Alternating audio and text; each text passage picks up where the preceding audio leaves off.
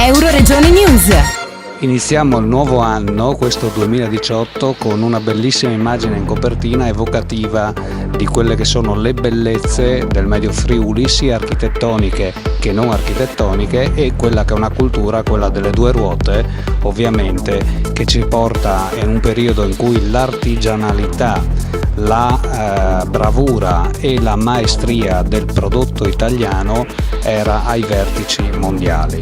Oggi purtroppo non è più così, tranne che per le signorine e per le opere d'arte alle spalle, perché appunto le moto sono moto d'epoca che fanno ovviamente da padrone a un'iniziativa nobile degli Amisdali Motos di una volta e del suo presidente Flavio Nigris, ospitata nel corso di questi anni da Palazzo Belgrado, quando il sottoscritto faceva l'assessore ai trasporti e altre cose che adesso non fa più, e poi ospitata qui a Codroipo sempre con molto piacere. Come vedete, l'iniziativa è patrocinata dalla città di Codroipo, oltre che dal comune di Mereto di Tomba e dagli Amisdali Motos di una volta.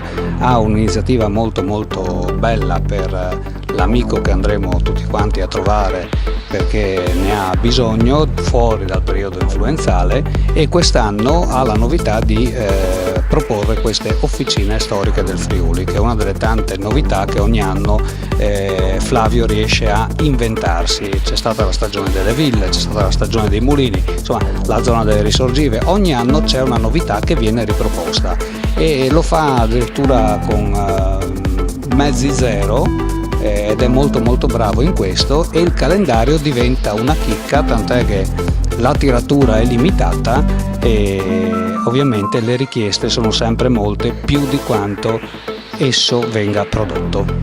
Ringrazio il sindaco Marchetti che ci ospita in questa serata per la presentazione del calendario. Poi un ringraziamento particolare va a un ragazzo che si chiama David Mestroni, che ha la distrofia muscolare, che nel frattempo, quando saremo un po' più avanti con il periodo fuori dal periodo di influenze varie, malattie varie, andremo a trovarlo con le ragazze. Lo scopo del calendario è far conoscere la nostra attività, valorizzare il territorio, dare un po' di risalto a quello che è stato, quello che era la storia, diciamo, delle officine che un tempo erano un centro, diciamo, di riferimento che si trovavano in ogni paese.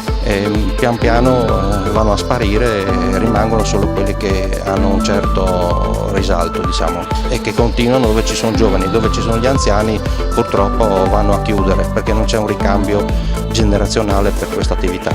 Dal Medio Friuli per Euroregione News, Marco Mascioli. Euroregione News.